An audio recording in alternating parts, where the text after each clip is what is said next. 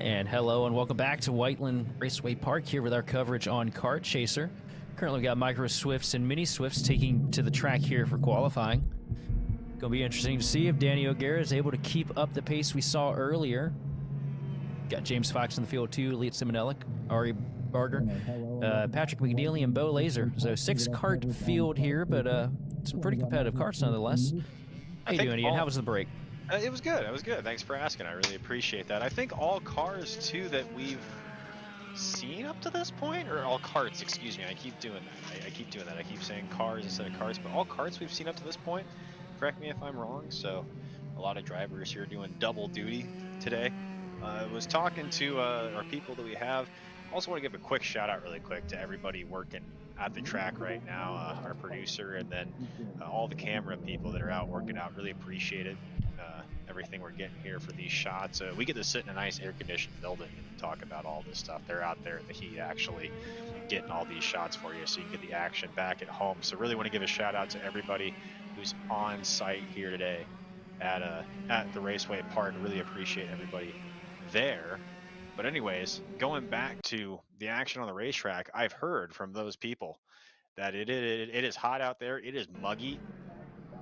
And I'm interested to see if some of these drivers are going to have less grip than they had in our morning sessions. Well, there's not much worse than Indiana summers when it comes to heat from everything that I've witnessed throughout the years of watching motorsports.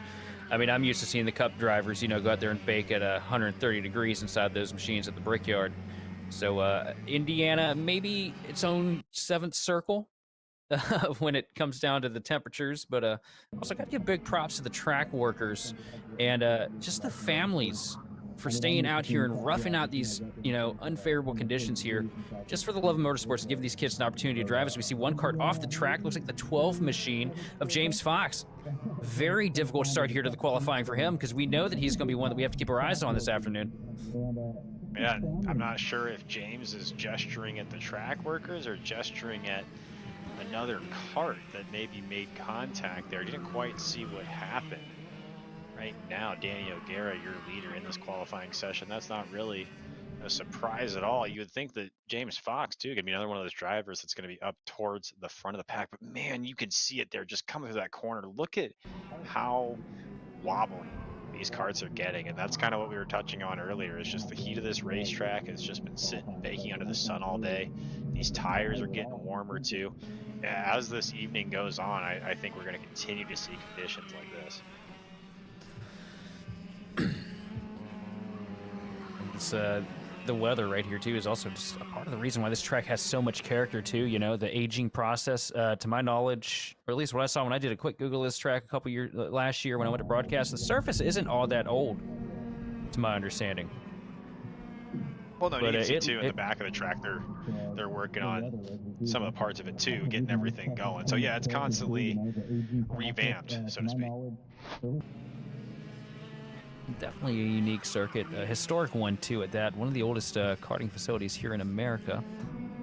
As we look right now at the front of the package, it's Danny O'Gara, as we alluded to earlier, with a 32.5, still keeping up the competitive pace out of the 167 machine. Elliot Simonelik, though, a big turnaround from earlier this morning, sitting second right now with a 32.9.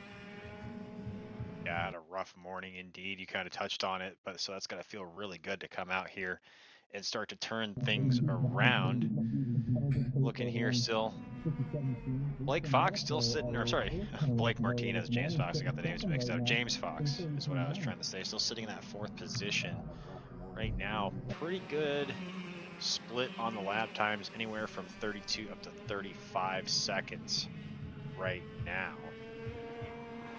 I'll tell you what, James Fox has a lot of pace. He's a talented young driver behind the wheel of that kart, so I'm expecting big things. Just got to shake off the dust a little bit. A difficult start to the qualifying, but there's still time to be had here on the track. Never give up, never give in. I like the perseverance of this young driver. And it is also technically a mixed split here too, though, because we got half the field of micros, half the field of minis.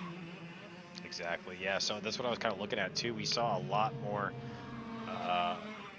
parity as far as qualifying times go. We're seeing that here at least with the mini class, but the micro class you can see a little bit more spread out as we come to the checker flag. Yeah, across the stripe, Daniel Guerra going to retain the pole here with a 32.368, his best lap on his 9th lap, the final lap for the 187 kart. Leads him out, going to bring it in on second. So he'll be starting second for the heat with a 33.640 with Blake Martinez rounding it out in third. Leading the charge for the micros is going to be James Fox with a 33.278. Reading's hard, folks. And it's going to be Bo Laser, Ari Berger, and Patrick McNeely rounding out this 7 kart field.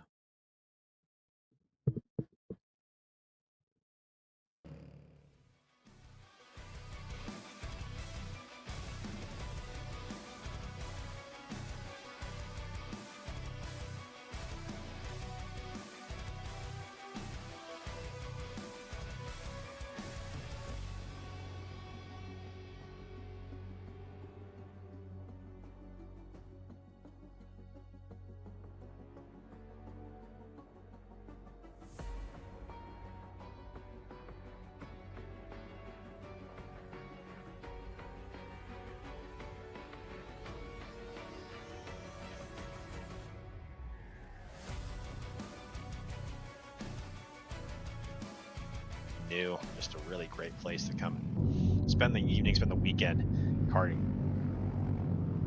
I mean, just just about a stone's throw away from the center of American motorsports. I wouldn't expect anything less. Whiteland really rises to the occasion with everything, and put together a really good racing product. But it also, from up here in the booth, you can only determine so much from our limited hands-on experience up here. But I can tell at this place, they just eat, sleep, and breathe racing, and they make sure that everybody's set up on the right foot. As we come across the stripe here, Braden Heber at the top of the board right now for the first lap with a 36.321. Be interesting to see how times change. 5/10 of a second advantage over Evan McCorkadale in second place.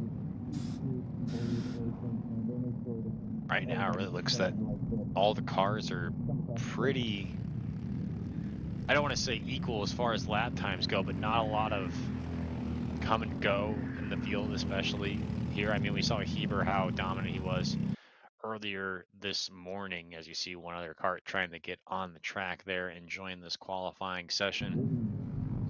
Really gonna be interesting to see if anybody else, really, because Levi Wilbur was the car that's getting on the track now. You always see it's kind of Wilbur, Hebert, and then McCorkdale. I'm interested to see how that is going to play out later today. Well, I also see a loose rear bumper cover on the 19 machine of McCorkadale. That might not hang on too long. Might want to come down pit road at the end of this qualifying session and tighten a couple bolts, keep that bad boy on there.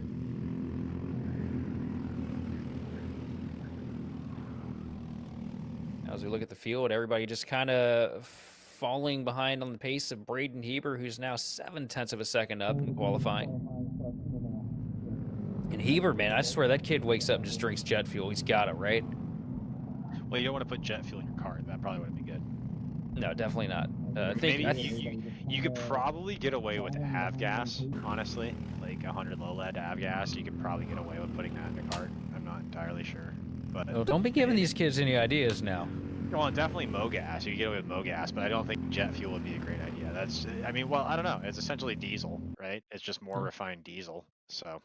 Well, there's gonna be some dad out there. We were talking about the power of parents when it comes to motorsports. There's gonna be some dad out there that's gonna be curious about maybe trying to set up a kart. You don't want to. Something different. I honestly think race fuel would be cheaper than 100 low lead right now. So I don't know if it would actually even be worth it, honestly. But I do know that's. Sorry, we're getting into the weeds here. But I do know some people used to just that worked in airports that I used to work at. They would fill their motorcycle or their single stroke engines here, like their lawnmowers and stuff like that, with avgas, because it was cheaper to just get it from the airport than actually going out and getting the fuel and oil mixture and everything like that. Well, I remember Robbie Gordon and both Michael Waltrip attempting something like that in the 2000s to great failure. to quote Robbie Gordon, Michael Waltrip, people say he's a nice guy. He's not actually a nice guy. What a legend, though, behind the wheel. I mean, the stock car stuff didn't work out for him, but everything else he touched, pretty great for Robbie. But crosses the line and pulling us out of the weeds this time. Braden Heber still up at the top, but only by a tenth. Levi Wilbur finding great pace here in senior medium qualifying with just a minute left on the board, so 2 laps left for these guys. Or maybe 3. I mean, if you can get there, they usually give it to you if you got like 10 seconds left and stuff like that, but we'll see. Over Heber, I think we got 2 laps left. Oh, Heber, we got like about 3 4 maybe, laps left. Yeah, 4, because, yeah. like, just go so fast that he's going to get like 7 in there by the time we're done with the session, but...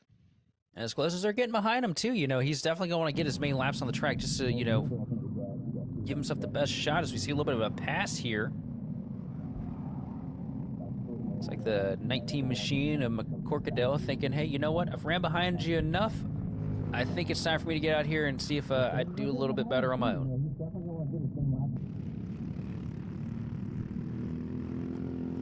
It's kind of interesting, too. You think about it with these drivers. Like, I almost wonder if they do have multiple sets of tires, right? Because, like, think about it. If you know you're not going to get any faster, right? As we look at the qualifying results here, we'll let you take a look at those.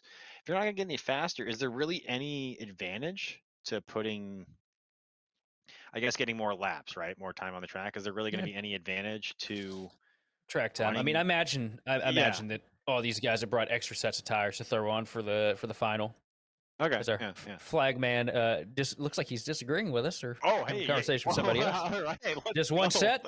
Is that what? No, he gestured one, so I guess maybe one he's set. Saying one set. That's what he's telling us. He's telling us one set is left on the. Well, make me a liar instantly, why don't you? But Braden Heber at the top of the board, that's no lie, followed by Levi Wilbur in second. Evan McCorkadell starting third for the heat with Nicholas Nostman, Reed Esslinger, Mike Haymaker, and Andrew Goldman and Nick Patton rounding out the field. And I'll tell you what, that's a star-studded cast of drivers, too, because I've seen a lot of them end up in some very interesting places here in the races I've covered from Whiteland. I'm sorry, maybe I'm being 12 years old, but I just can't get over the flagman thing. It's still making me laugh. Oh, man. One of the things I like about this place is the flagman here has a lot of personality. And sometimes he will bust out some pretty cool moves, too, waving those flags. Definitely has the energy when it comes to waving the checkered flags. I'll say that. I'm trying to get it together still. So as we got more carts taking to the track here. Promise to tell the truth this time, guys. Jordan Lapin leading, Lucian Laser, Nolan Wade, Carson Benjamin, Nico Santos, Axon Klebe, Maximus Seward, Parker Dunn, and Gio Nelson off the grid here for our 206 junior class. Saw a couple of these drivers earlier. Jordan Lapin, Lucian Laser come to mind. Nolan Wade. But a lot of new drivers too we're seeing here for the second half of the day, which is always fun. I can't remember. Did we see Lucian this morning? I know we saw Bo. We got one cart ducking off the track here. We did see Lucian, remember, because they were doing the hairpin. They were going back and forth in the hairpin. And unfortunately, we speak of Lucian, and as soon as we look up, Lucian Laser is pulling off the track here. Is there something amiss on the 308 cart?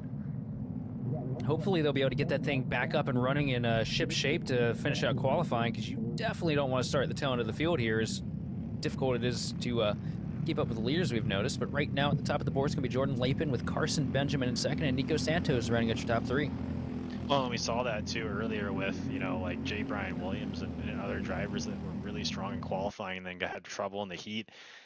It's not as easy as you would think to really get back to the field, especially with the layout that we're running today. Not a lot of places to get draft. It's a lot of technical corners, a lot of slow speed parts of the track, especially this hairpin you see here. So that's going to be interesting to watch for the rest of the evening.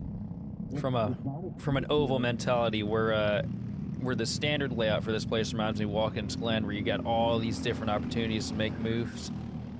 This version right here kind of reminds me a little bit more of a Sonoma, where it's just a grind from start to finish. You just, everywhere you go, you got some kind of corner you got to make. No real time to sit in somebody's wake and try to make big moves into a heavy braking zone.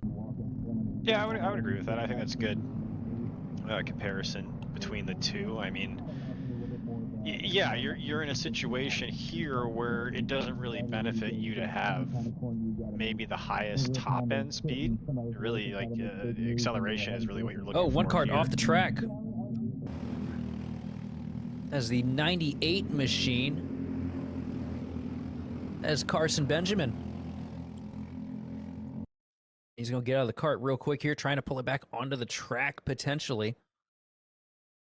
But 2 minutes and 20 seconds remaining here in qualifying for your 206 junior class. Right now, Nolan Wade at the top of the board, taking it away from Jordan Lapin.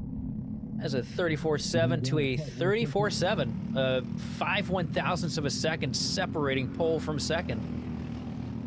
And only a 10th for third.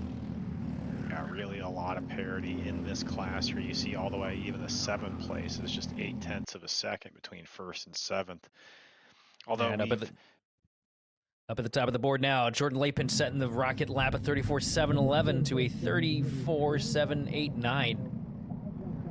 So well, we've seen that so much today, where we think that this parity between all the qualifying times is going to lead to really great racing, and then we see the racing really stretch out. So it'll be intriguing to see if that's going to be any different when we go into the heats and our finals later on today.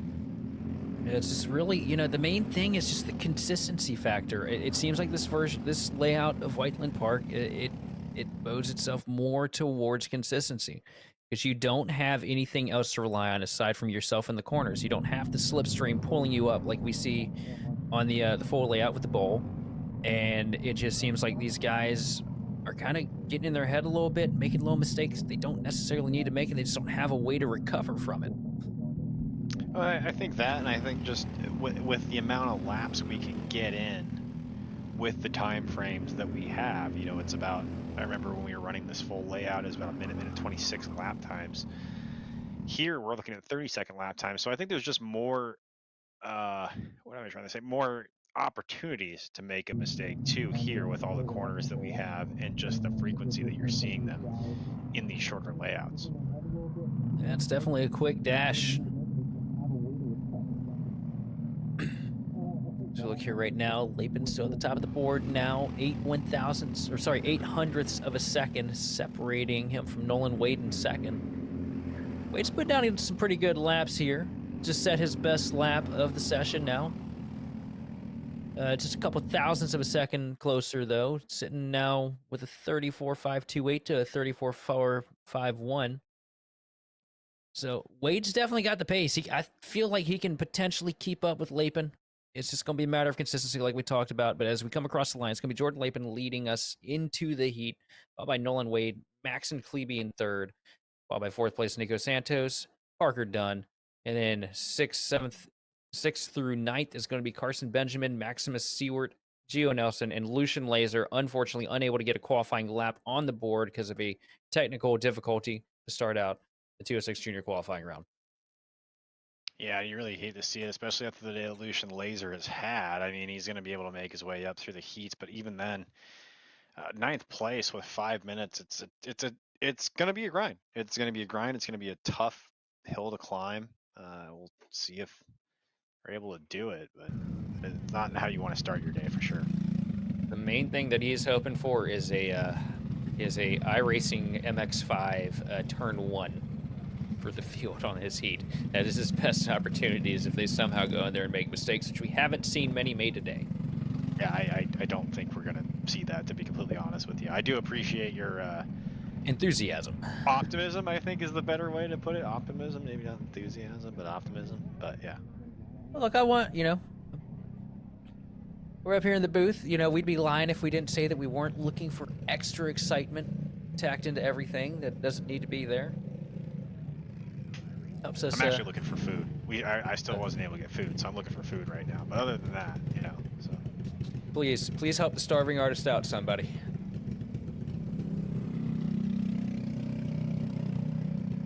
As we look here at the field, looks like we got a 2-car dash right here. A 2-car dash.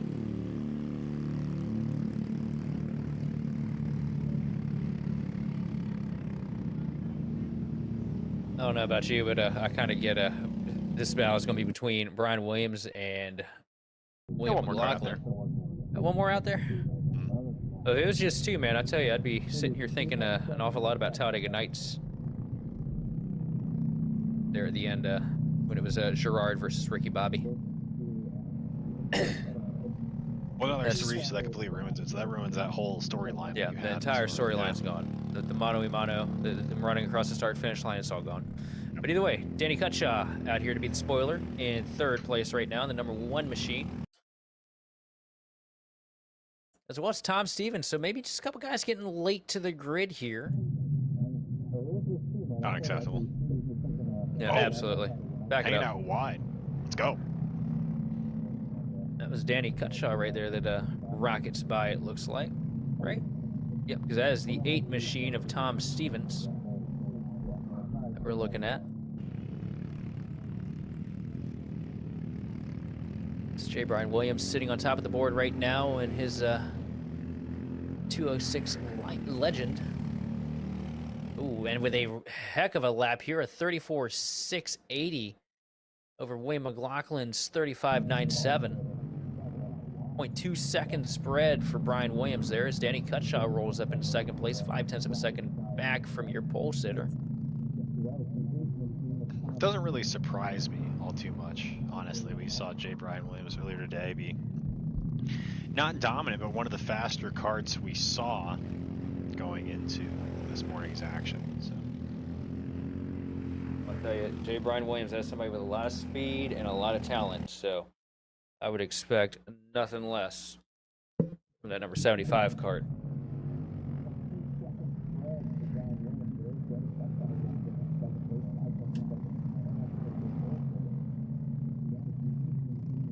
So we're around the track here, just under 3 minutes remaining for qualifying. Everybody chasing the 75 kart of J. Brian Williams, trying to find that extra bit of speed that he's got, but it'd be a tall task. I mean, 0.5 of a second. It's going to be even taller now as he sets a 34 flat to secure himself even higher up on the pole. As we got another kart coming to the track here, another late entry, the 124 machine. We'll have the name in just a second. And that is Joseph Stevens. it would be funny if they're just not related. It would be hilarious if they were not related. What would also be funny is if they just come out and set like a 33-second lap time to really make J. Brian Williams sweat. Just skunk everybody. Absolutely. Brian Williams still holding the pole for now with a 0.4 of a second advantage over William McLaughlin in second. Bit of a wiggle through Cutshaw there.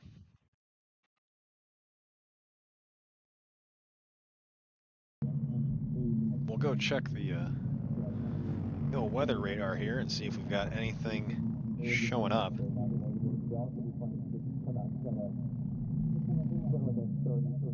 Looks pretty clear in the immediate vicinity.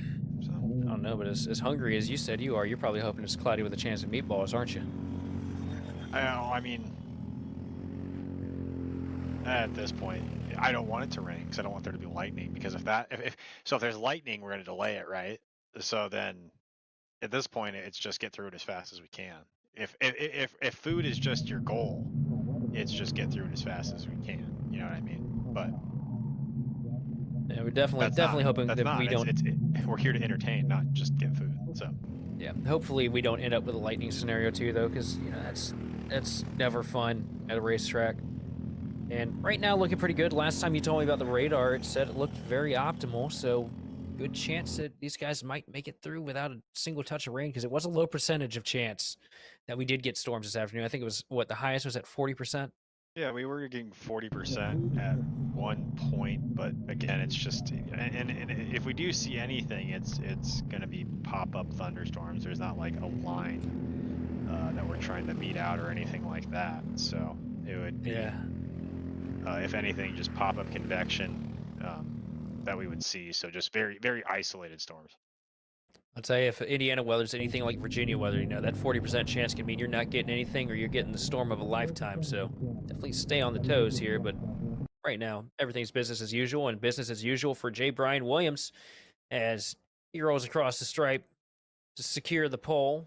Coming down pit road now with a 34.092 to a 34.574. So these guys definitely going to do a little bit of soul searching, a little bit of digging here to keep up with that 75 cart for the final.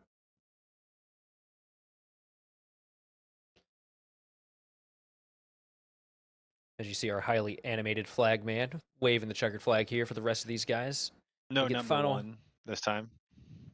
Get the final score. Yep, no number one.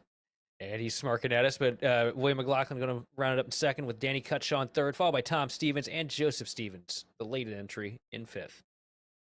I don't even know if he's smirking at us. It would be funny if he is smirking at us. I don't even know. Yeah, he's probably got a hand gesture in store for us, Yeah. if he is.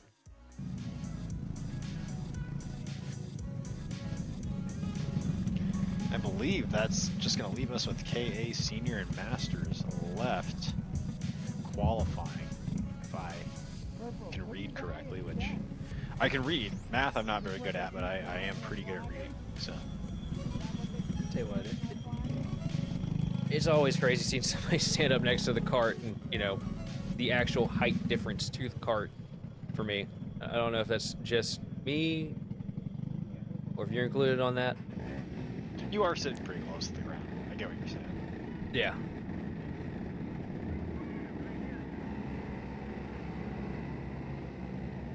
As we roll out here,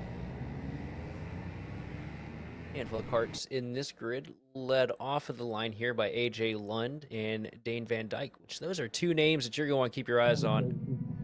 When I covered a couple weeks ago, AJ Lund just about won everything he could possibly win here at Whiteland Park. And I'm kind of expecting about the same thing based on what we saw on the practice sheets out of that 43 cart. I'm going to knock on wood because if I commentate or curse him, man, that'd be very, very unfortunate.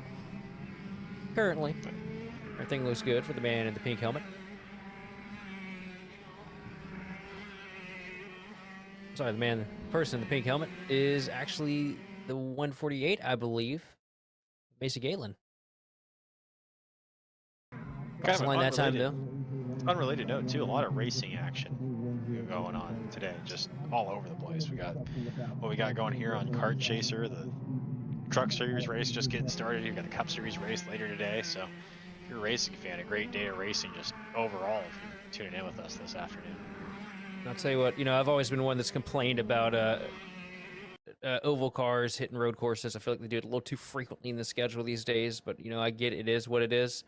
The Truck Series at Lime Rock Park, though, that is the best decision that NASCAR has made for any of its regional decisions, I think, in numerous years. Or not regional, but, you know, the lower non-cup divisions.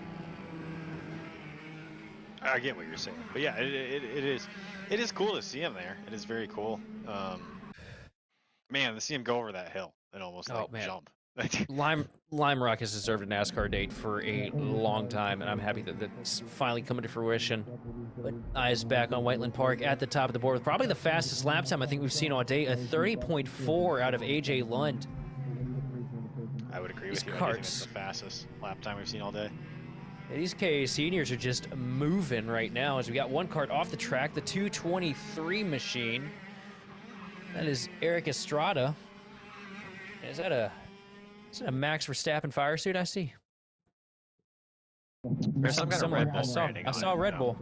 Yeah. All right, somebody cue the theme song, eh? But it was personalized too. It said Eric on it as well, which I thought was just kind of neat. Yeah, it is definitely cool. You know, 30, 40 years from now, you know, these fire suits for a lot of these guys are going to be keepsakes, mementos that hang in the office.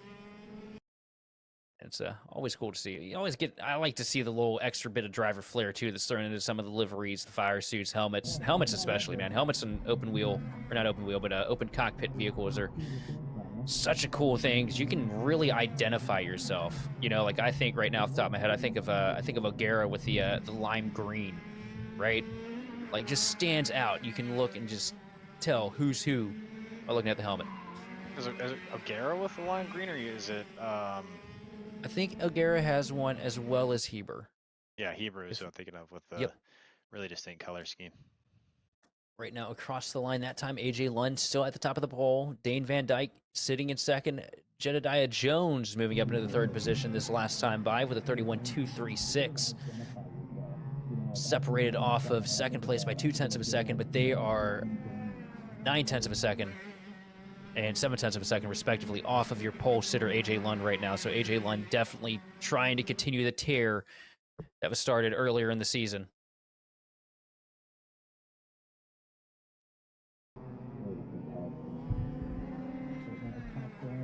Right now, really a lot of disparity in lap times too. Even to Van Dyke, it's a 0.7 of a second advantage for AJ Lund. So that's probably one of the bigger gaps we've seen so far, at least in qualifying. The races have stretched out a little bit, but qualifying for sure has been the one that's been more close and more parity we've seen so far. And that's just what happens when you have a track that has, you know, such a technical complex of corners in it. And, you know, the bumps as well definitely factor into that. Because there's just so many different variables, right? Like so many different ways you can go in and attack a corner, but there's so many ways you can do it, you know, slightly suboptimal, to say politely, or make a little mistake here, not be able to get the power down at the right spot there. Different spots for your cart to not necessarily agree with the load that you're throwing at it. But right now, the person that's just doing everything right is up there at the top of the board right now, AJ Lund. But Dane Van Dyke closing the advantage in significantly now, 0.3 of a second separating first from second. Van Dyke hitting the 30-second bracket with a 30.626, and those two are on an island of their own as the checkered flag is out. And AJ Lund going to win the pole here for the KA Senior KA Masters qualifying, followed by Dane Van Dyke, Jedediah Jones, Abram Dean, Macy Galen, Joshua Nelson, Kevin Semenelik, and Eric Estrada. That's going to do it, at least for, I believe, our qualifying session here at Whiteland Raceway Park. Going to be going into the heats after this, or just the one heat, actually.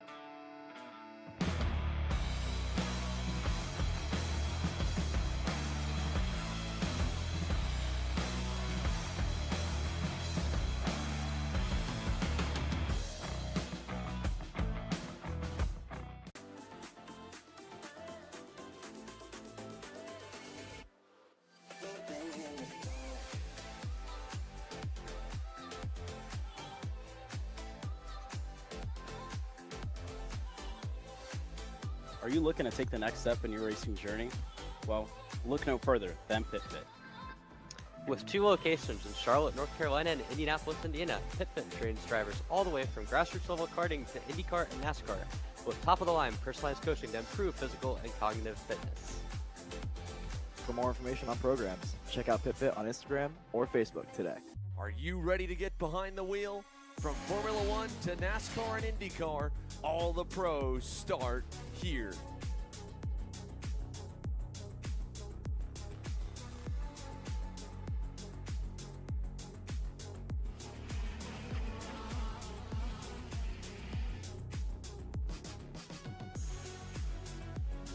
For more information, check us out online at mcckarting.com or call us and go racing today.